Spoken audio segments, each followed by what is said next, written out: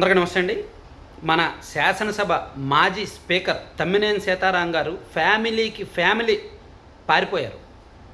ఇలా చెప్పుకోవడానికి ఆ జిల్లా వాసిగా కొంచెం ఇబ్బందికరంగా ఉన్నప్పటికీ తమ్మినేని సీతారాం గారు అంటే ఎప్పుడు 1980s నుంచి రాజకీయాల్లో ఉన్నారు. పొలిటికల్గా బ్రాండ్, తెలుగుదేశం పార్టీలో సుదీర్ఘకాలం ఉన్నారు.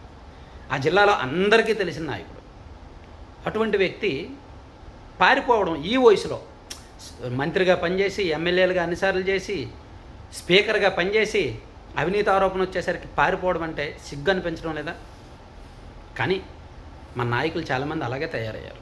దానిలో ఈయనేమీ అతీతం కాదు. అధికారాన్ని అడ్డం పెట్టుకొని బతికున్న మనిషిని చనిపోయాడు అని చెప్పి సర్టిఫికేట్లు సృష్టించి అతని పేరిట ఒక వారసురాలను తీసుకొచ్చి ఆమె పేరిట భూమిని బదలాయించి ఆ భూమిని తన కుటుంబ సభ్యుల పేరిట మార్చుకొని భూదందాకు తెరలేపారు. ఈ ఒక్కటే కాదు. ఆ శ్రీకాకుళం జిల్లా ఆమదలవలస నియోజకవర్గం రాగోలు ఆ చుట్టుపక్కల కూడా చాలా ఉన్నాయని నాకు నిన్న మన సబ్స్క్రైబర్స్ కొంతమంది ఫోన్ చేసి చెప్పారు. ఆ నియోజకవర్గంలో ఇలా చాలా ల్యాండ్ సెటిల్మెంట్లు చేశారంట ఆయన. సో ఇప్పుడు ఒకటి బయటకు వచ్చింది అంతే. ఇటువంటివి చాలా ఉన్నాయి. అలాగే ఆయన అనుచరులు కూడా చాలా చేశారంట. అన్నీ కూడా ఒక్కొక్కటి బయటకు వచ్చే అవకాశం ఉంది. అయితే దురదృష్టం ఏంటంటే ఆ జిల్లాలో అతనికి తెలుగుదేశం పార్టీ వాళ్ళతో కూడా సన్నిహిత సంబంధాలు ఉన్నాయి. కాబట్టి ఈ కేసుని తెర వెనక నుంచి కొంతమంది టీడీపీ నాయకులు తగ్గించాలని, ప్రభావం తగ్గించేలాగా, అంత ఒత్తిడి లేకుండా మేబీ అతన్ని తప్పించేలాగా కొన్ని ప్రయత్నాలు అయితే ఆల్రెడీ మొదలుపెట్టారు. కాకపోతే మీడియాలో వచ్చేసింది కాబట్టి, సోషల్ మీడియాలో వచ్చేసింది కాబట్టి పోలీసులు కూడా ఇంకా స్ట్రాంగ్గా ఉన్నారనమాట. అండ్ ఆ జిల్లా ఎస్పీ గారు చాలా సిన్సియర్, చాలా హార్డ్ వర్కర్. అతని మీద మంచి పేరు ఉంది. సో అందుకని ఆయన దృష్టికి వెళ్ళిన తర్వాత ఇంకా కింది స్థాయి పోలీసులు ఎవరు కూడా ఈ కేసు నుంచి అతన్ని తప్పించలేరు. నేరుగా ఎస్పీ స్థాయి అధికార రంగంలోకి దిగిన తర్వాత పోలీసులను కూడా ఎవరు మేనేజ్ చేయడం కష్టం అనమాట. సో అందుకే నాకు తెలిసినంత వరకు తమ్మినేని సీతారాం గారు ఎక్కడున్నారో వాళ్ళందరికీ తెలుసు, ఎటు వెళ్ళారో అందరికీ తెలుసు. ఒడిశా భువనేశ్వర్ అటువైపు వెళ్ళారని అంటున్నారు అక్కడ వాళ్ళు. బట్ పూర్తిగా క్లారిటీ అయితే లేదు. పోలీసులు కూడా వాళ్ళ కోసం ఎతుకుతున్నారు.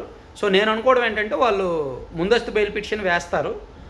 ఆ బెయిల్ అంత ఈజీగా అయితే రాదు. ఎందుకంటే ఇదే కేసులో ఆల్రెడీ 8 మంది అరెస్ట్ అయ్యారు. ఇంకా మిగిలిన వాళ్ళు తప్పించుకున్నారు కాబట్టి ఆల్రెడీ అరెస్ట్ అయ్యారుగా. సో వీళ్ళకి బెయిల్ రాదు, వచ్చే అవకాశం లేదు. ఇక్కడ మీకు ఒకటి గుర్తుందా, మద్యం కుంభకోణం కేసులో రాజ్ కేసిరెడ్డికి బెయిల్ ఇవ్వడానికి కోర్టు కొన్ని వ్యాఖ్యలు చేసింది. మీతో పాటు పార్ట్నర్గా ఉన్న మరో వ్యక్తి వస్తే దొరికితే ఈశ్వర్ కిరణ్ కుమార్ రెడ్డి ఎవరో వాళ్ళు దొరికితేనే మీకు బెయిల్ వస్తుందని చెప్పి కోర్టు అప్పట్లో వ్యాఖ్యానించింది. సో దానికి తగ్గట్టు ఇప్పుడు కూడా కోర్టు ఇతనికి మెలుగు పెట్టాలి వీళ్ళకి. ఏమయ్యో మొత్తం 13 మంది నిందితులు, 8 మంది దొరికారు, ఆ 5 వస్తేనే మీ 8 మందికి బెయిల్ ఇస్తానని చెప్పి కోర్టు చెప్పింది అనుకోండి, అప్పుడు 5 ఖచ్చితంగా రావాలి.